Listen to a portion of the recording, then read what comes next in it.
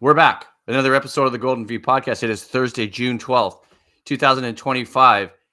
A returning guest and what I would say now a friend of the show, Mr. TJ Lee, CFL veteran, defensive back, played 10 years with the BC Lions, joining me to help me break down the week one win against the Edmonton Elks, 31-14 last Saturday at BC Place, and then preview today's game in Winnipeg against the Winnipeg Blue Bombers on the heels of a back-to-back at home with Winnipeg this Thursday and next Saturday. I believe that's June 21st at BC Place. So let's welcome in TJ. TJ, how are you?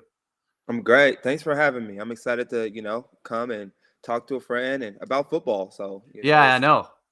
Yeah, no, this is going to be great. So let's just dive right in here. I don't know if I'm going to be able to share this depth chart. I'm working on that, but let's talk a little bit about the week one game against Edmonton. Obviously, the first half was not as good as the second half, but you mentioned something to me about getting to Trey Ford and you said getting him to run around. Can you clarify that a little bit? What you meant in terms of? Yeah, absolutely. We were talking during the game. We were texting, and we were talking about the first half and how it was a slow start and everything. The main key is to get Trey Ford uncomfortable by getting him running around. The best way to blitz him is to blitz him with defensive backs because of the speed that he brings to the game. Okay. So defensive backs can kind of, neutralize some of that speed with him running around and all that stuff. So that's just kind of what I meant, get him running around, which is a part of his game anyways, but it's also unsettling for the defensive backs as well to have to chase receivers around, which is why he had a few of those open throws and all that. But, I mean, you rather have a game like that than, any other type of, foreign game that I'm assuming he planned to play. He planned to have a calm game where he can kind of assert himself as a quarterback, but it would always go back to the natural way of him running around. So get him to run around, get him uncomfortable, because more mistakes come out of that. Right. And there's something you actually mentioned to me a long time ago via text too, and I saved the conversation because what I found really interesting, and I mentioned this to a few people on the show whenever I'm doing anything with football. It's one thing to be a fan. It's another thing to approach the game when you're providing analysis and acting as a media member.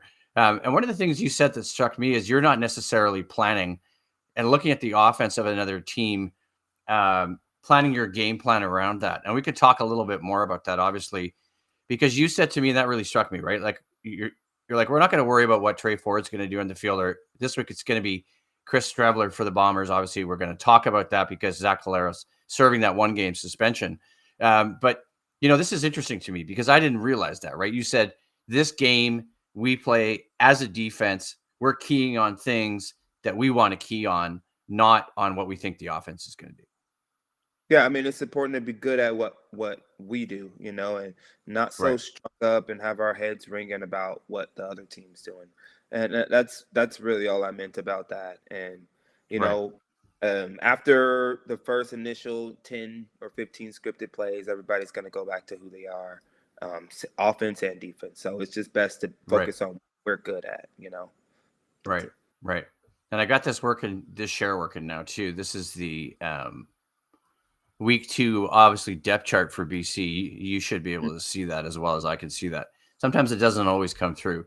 But we'll talk a little bit more about that because that's kind of important, right? I mean, but let's focus on a little bit more in week one. What did you see difference in defense-wise from the first half to the second half? And where are the improvements? Because it was 10-10 and then it was 31-14. So, Well, I mean, the second half fireworks. Like I told you in the first half, I'm like, well, this is when the game's going to open up, fireworks. Right. Right. Okay.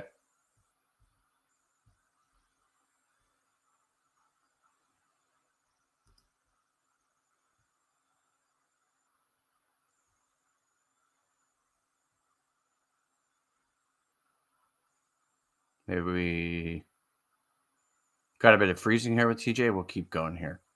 See what we can do. Sometimes this happens in interviews, but I think we lost TJ, but he's coming back. No problem. All right.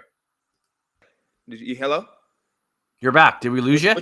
Which part did you miss? Sorry. That happens all the time on interviews. Let's walk around. So we were talking a little bit about first half, second half in week 1, and then we're going to move to week 2. So, a 10-10 first half, a 31-14 final score. What did the defense do right in the second half? And I have a couple points on that. Talk about that a little bit. It was just, I think the score opening up from BC Lions first half or second half, made Edmonton have to play, into their hand and try to generate points. So when that happens, that's when the D-line gets to go crazy, That's when the defensive line asserts themselves and basically backs Edmonton up and makes them make even more mistakes. So it really starts with the D-line and the O-line, and what the BC Lions were able to do in terms of their pass rush made Edmonton even more uncomfortable. Yeah, and let's talk a little bit about that, because there was 5 things to watch for week 2, but it relates to week 1. And obviously, you're going to have insight that I don't have, and that's why you're here. And one of the things that they identified, there's the other X factor. Matthew Betts. Share a bit for me on Matthew Betts, because, man, I mean, as a fan, I'm not on the field like you were at your position watching a guy like Matthew Betts at work. Share a little bit about that, and then we'll talk about it's the uncoachables. It's the uncoachables about Matthew Betts. You can't coach his drive. You can't coach his energy. You can't coach his work ethic. So, I mean, just imagine all that with the coaching, with the coaching of Melvin, new D-line coach, and all that does is just make him a better player, all the coaches that he's had, and all the experience he has with all that work ethic. And it's unstoppable. I mean, he's a fast guy. I know you see him chasing after Trey Ford. And it's wild to see him chasing after Trey Ford and not get there with how fast he seems to be running. I know you seen him get an interception last year. He was uncatchable by anybody. Nobody could catch him at all. So it just goes to show how much speed he has and how relentless of a player he is. Yeah, I shared something here too. Matthew Betts put up a CFL leading 10 quarterback pressures. Share a little bit about that, because like I said, some of this stuff is new territory for a guy like me. So I'm always trying to learn, but a quarterback pressure, how does that count against the stat line? Well, I mean, it equals incomplete passes. When you rush a quarterback, he's not able to put his foot down. He's not able to, step into his throws, or feels hurried up, and all it does is make the ball either sail, which leads to interceptions and tip balls. And so it's just, it's an impact, and it's not really a stat per se, but it's a big impact that he has in the game. And in terms of Matthew Betts' energy, he doesn't get tired. And if you watch BC Lions practices, let's say the ball goes to the opposite side, he runs all the way down. So he gets off the line. He's good at getting off the ball, and then he runs all the way down every play. And all that is conditioning and practicing and habits that will affect the team, later on during the season, because, if a player wants to get better, he's going to see that and want to emulate that. That type of effort. Yeah, because I don't know if I'm going to get this share to work, but let's look at week 2's depth chart a little bit too, because you can talk a little bit about that defense. Looking at the front four, we got obviously Betts and Cherry on the defensive end. At tackle, we got Thibaut Debaye. Hendricks, I don't recognize. Covington was obviously here last year, Tavai, and then 58 Touré at defensive end. Tell me about that front four on the defense. Well, I'm excited to see Tavai. He's a great force. He's very fast. He has really good feet. Hendricks, I'm excited to see him as well. He's a big playmaker in there. And also, you said one more name. I forgot. Sorry, I can't see it. No, it's okay. I'm trying to get it to work. Let's see if I can get it to work, but let's keep moving. So we got Touré at defensive end, 58. Yep. Covington and Tavai at tackle. Thibaut Debaye and Hendricks at tackle. And then Cherry and Betts on the D. You got Cherry, and you got Betts as well, and Thibaut. So, I mean, those are just guys that's been around. You have I think that camaraderie is going to be great. They've been in a lot of the same players on the team. So, the bond is great. The familiarity is great. And so, in terms of bust, there's going to be less bust. You know what I mean?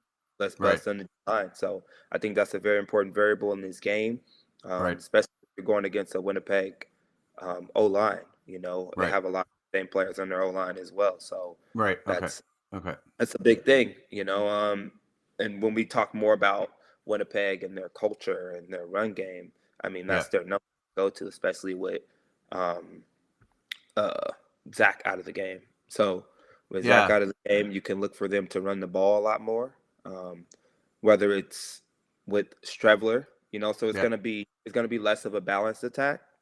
So Hmm. the BC Lions should be very run heavy in terms of their play calling. Okay.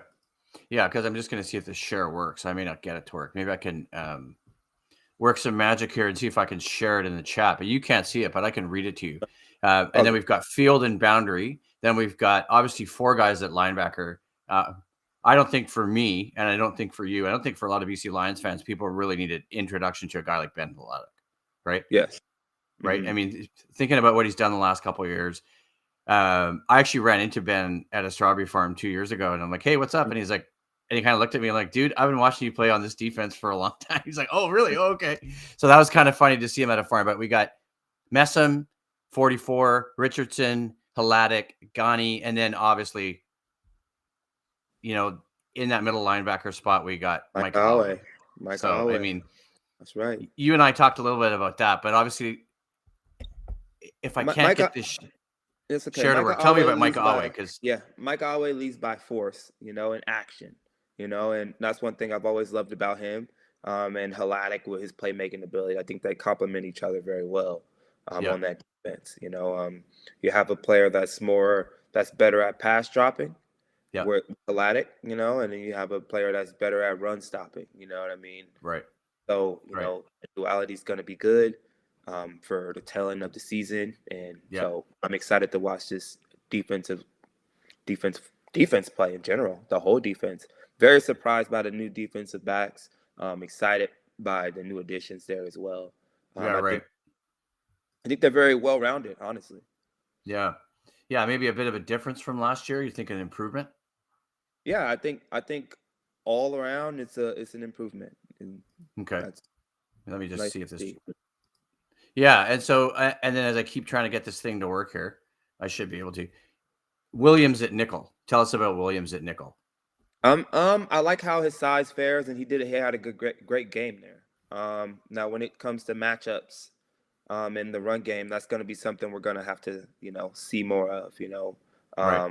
It's Winnipeg. Obviously, they're run heavy.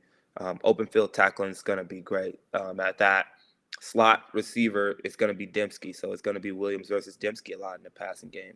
You probably won't see more of that. You probably won't see as much with Strevler in the game, but that's still something to look forward to, that matchup. And vice versa when it comes to Katoy and Cramdy. With the whole play action RPO game that Buck brings to the Lions. A lot of your options go to Katoy. A lot of your open plays go to Katoy, which is great because he's a great possession receiver. And he breaks a lot of tackles, and defensive backs are scared of him. So he's scared to tackle him. So it's just, that middle of the field is going to be great, especially how quick Rourke likes to get the ball out. Which is important as well. So that's something to look forward to, that matchup as well. Cramdy and Katoy, and Williams and Dembski. That's because I was looking at this depth chart. We could talk offense too, right? And then we've got we still got 5 guys in defense I want to talk about. Obviously, spots that are very familiar to you, and guys that are very familiar to you. Names that we all know and love. Obviously, starting with number 1, Gary Peters. Well, Gary Peters, a savvy vet, great friend of mine. He takes his craft very seriously, and he's looking to make plays out there. He's a lockdown guy. So, I see him just asserting his will out there when it comes to locking up and making the open field tackles needed for this team, especially in this game. I think it's going to come down to perimeter passes. You don't know Strevler as a deep ball thrower, so unfortunately, we're not going to know what the defensive backs for the Lions can handle in terms of the deep play ball yet. Right. These first 2 games. But as we move forward for this game, they definitely get to develop more confidence in getting off blocks. This is what this game's going to be about: getting off blocks, open field tackling, and things like that, and man coverage. If you want to stop the run, then you have to blitz a lot. You have to bring more people into the box. So if the defensive, coach is going to be bringing people into the box, a lot of those players are going to be stuck playing man. So that's just going to be something that we're going to have to see, and that's Gary Peters' strong suit. Right, because then you got Ronald Kent Jr., right? I mean, obviously here last year, a lot of accolades or a lot of interest around Ronald Kent Jr. I remember watching the 2024 BC Lions season preview. I mean, Matt Baker, give Matt a plug here. Matt's senior manager, communications and content, always been great to me. Thanks, Matt. I really appreciate it. And Nick as well, right? They did a great training camp documentary last year with a lot of interest around Ronald Kent Jr., right? And just what he brought to that defense. Your thoughts on Ronald Kent Jr.? Because it seemed to me like, and what I heard as the season went on last year, and you were there, he struggled at that position, right? At times. So what does he bring this year? Well, I mean, those were just growing pains. In terms of his infectious energy, he has it. His mindset, he has it. He reminds me a lot of myself. And with me, honestly, with me departing with the Lions, I really wanted him to grow and to become that boundary half spot, because he's a shorter guy. He doesn't quit on himself, and it's a very mental position. The further you get out there, into the defensive back, the more open you have to play, the more, so it's just like one of those things where Ronald has grown. He's grown into an elite athlete. I have a lot of faith in Ronald, more than a lot of other players. So he has a wrestling background, so his ability to tackle and throw his nose in there, it's higher than most. So I would have loved to see him at boundary half more than field half, but once again, a player that is open to playing different positions and essentially undefeated by anything that may happen to him, could play anywhere. So I'm most excited about Ronald Kent and this whole defensive backfield. So that's one of my guys that I'm very high on. Okay. And then obviously it's safety. 3 names there, if you can see it: Finley, Renee, and Borleau. I mean, I don't know if I can pronounce his name right, but I know Patrice Renee. I don't know if Patrice is actually playing, or is he hurt? I don't know. I think he's playing. So we got Patrice Renee, and obviously we don't have Josh Woods. So share a little bit on Josh Woods, right? Because that's a huge one for BC. Yeah. Josh Woods adds to the depth. When he was in last year, the beginning of the year last year before his injury, him and Ben were leading the league in tackles, Got a pick 6, pretty sure, against Hamilton, so it goes to show his football IQ as well. So, I mean, Josh is an added piece, it's going to be a rolling season. Everybody has to take their toll for the sport of football in terms of injury. That's how I see injuries, how they go in football. You can't get down about it. You just have to take your toll for the natural, for the sport, and move forward and learn from it. So that's what he's going through. We all have different relationships with the sport, and we all go through different battles, adversities with the sport. So that's his journey. And looks like he's healing well. He should be back at the perfect time, and we'll see where he lands on the depth chart in terms of playing and everything else. Because they got a great linebacking core. Well, they do, right? And so then the 2 guys on the other side, obviously Jalen Edwards-Cooper and Carter Jr., I don't recognize. Maybe you have some insights on those 2 guys. I mean, I know a little bit about Jalen's play here last year. That's a familiar name, but Carter, and I didn't follow the preseason games too heavily and watched. I was at last week's game, but I always, you see something different when you sit in the upper deck of BC Place sometimes than when you're sitting talking to you. So share a little bit on those 2 guys, and then we'll move on. Yeah, I don't know much. I don't know much about Carter, but I do know to get on the field, you need to earn coach's trust. So he must have done a lot during camp to earn coach's trust. And when I saw him in the game, he looks great. He made a couple open field tackles. Right. That's what you want out of that position. You're going to have a lot of check down throws thrown that way, and you need to just come down and make the tackle, you know. Okay. And so that's what he's been able to do for the Lions, and that's a big thing. Jalen Edwards Cooper, I love him personally. Love what he brings. He's a pretty good open field tackler. You know what I mean?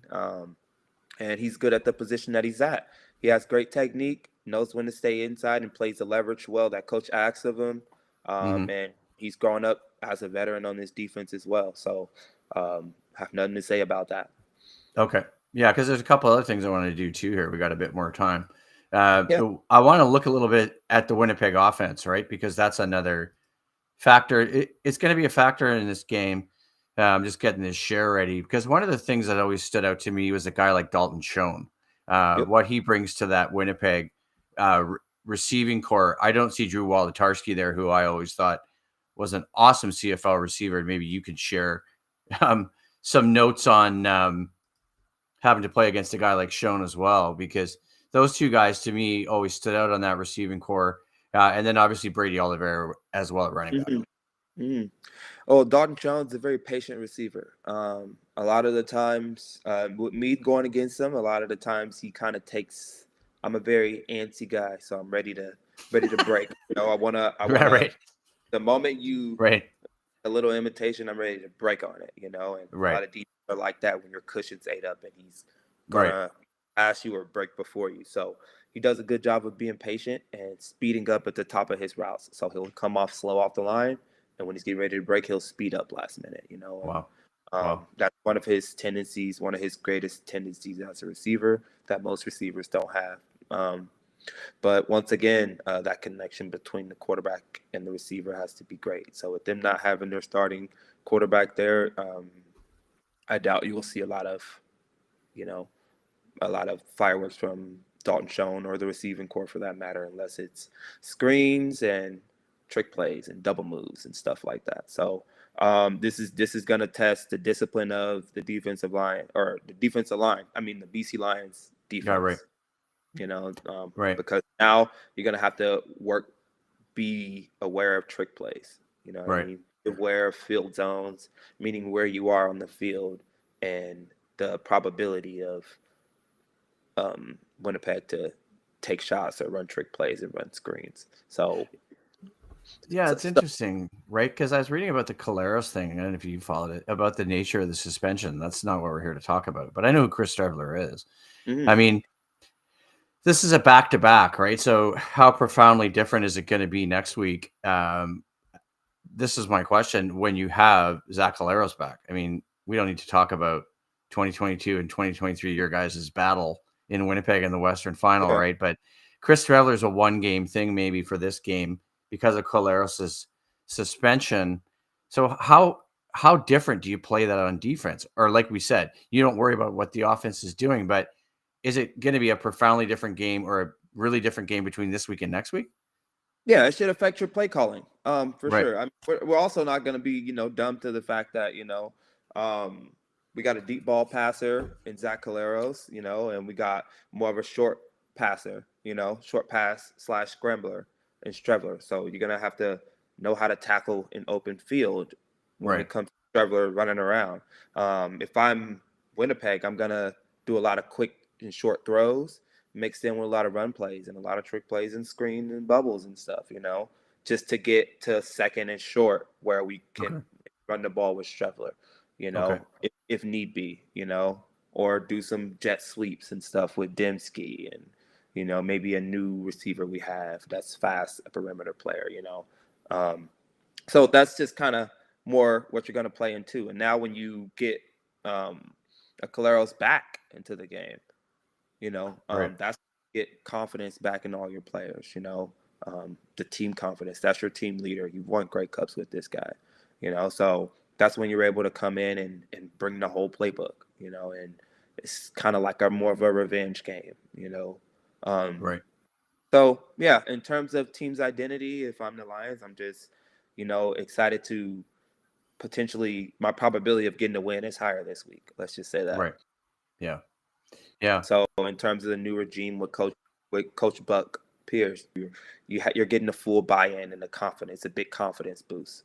going into another home game against Winnipeg, and that's big. And then the third game, when after this game passes and you play at home, it's going to be the buy-in that you get from your players through adversity. That means a lot going into a season, and with the team. So yeah, it's going to be a lot of things to look out for and a lot of things to see. Yeah, I can go and on. Well, let's go on a little bit, right? Because we could flip sides to the ball here to look at defense for Winnipeg. What do you see? I mean, obviously, a guy like Willie Jefferson doesn't need an introduction to any CFL player or fan, right?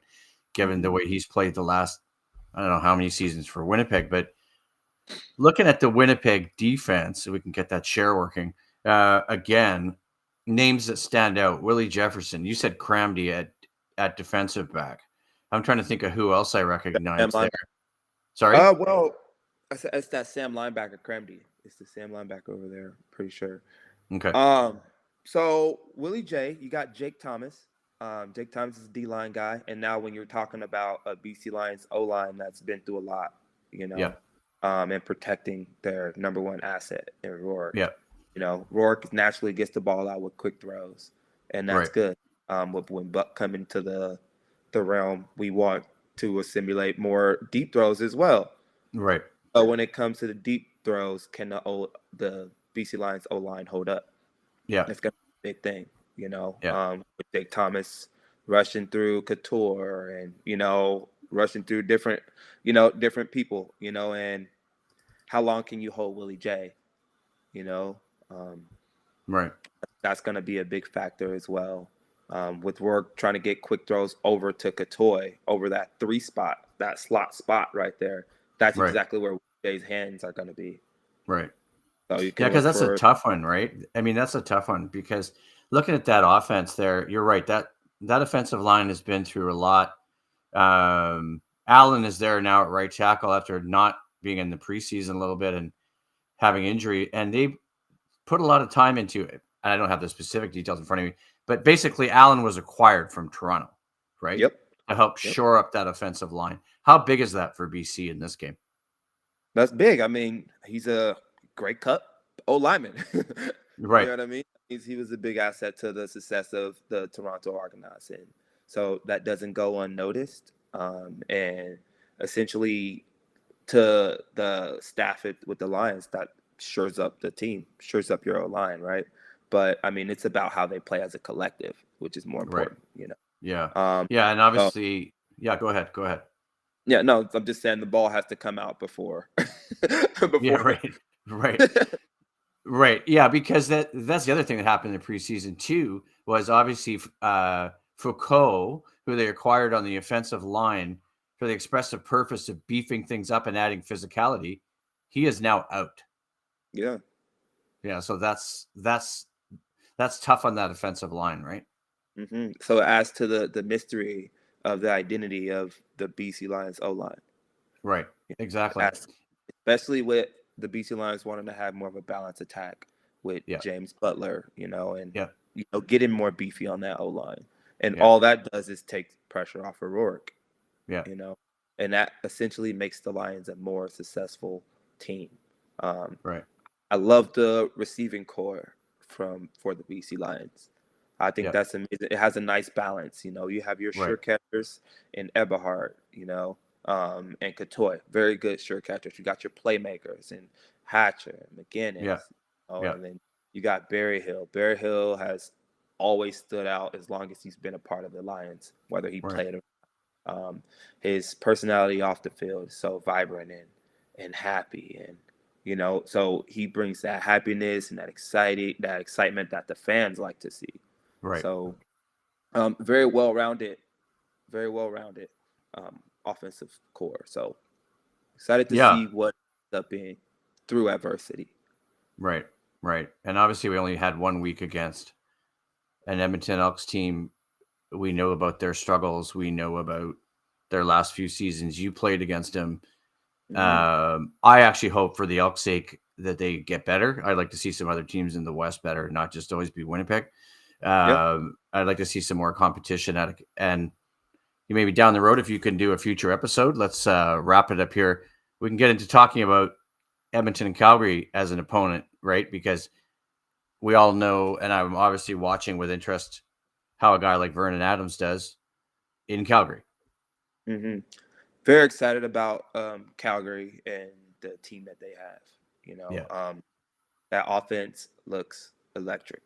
Not gonna lie, it looks electric. And in a system like Calgary's that's always thrived at kind of protecting the ball because of the way that they run plays, and how balanced they are, and they have a good running back too. So it's just like they're very balanced. They have a lot of firepower at the receiver position. Yeah. So what could go wrong? I mean, you have arguably one of the best quarterbacks in the league, and leaders in the league, and that's very important. Yeah. So it all boils down to that Calgary defense and the leadership they have there and the plays that they make, and to give the offense more chance to put points up. I feel like Calgary's going to be one of the higher scoring teams, one of the most highest scoring teams in the league. Right. We'll see how that plays out. So if the defense can hold up as well, then Calgary's going to be a great Western Conference team as well. As far as Edmonton got a lot of growing to do. I feel like they need more leadership in the locker room, and I feel like they need to play both quarterbacks. There's no other way to put it. Your greatest element is that you have two good quarterbacks. So, you would like to get Fajardo out there as well to see him light up some teams as well. Well, he is a veteran presence, and they did acquire him, and we know what he's done in the last couple of seasons, right? Mm-hmm. In Montreal. So you can't close the door on him in the same way BC picked up Jeremiah Masoli, which was a smart move. Yep. Obviously, we looked at that depth chart too, right? I mean, say what you will about Chase Bryce, but a young quarterback behind Nathan, and Nathan's still fairly young. A guy like Masoli lends a lot of credibility to the Lions' depth at offense. Mm-hmm. Mm-hmm. And he helps understand things that you may have not understand, that you may not understand from a coach's point of view. So, a player that's been around a long time with a lot of experience and had a lot of coaches and battled through a lot, that's still to give you the experience and just a different perspective that you may need is going to be great for the Lions and Rourke as well. And Chase. Yeah, and Chase as well. All right, let's wrap it up there, man. Thank you for doing this, TJ. It's really good to see you. It's really good to get all your insight. Thanks, everyone, for tuning in. We'll talk to everyone soon. Bye-bye. Yep.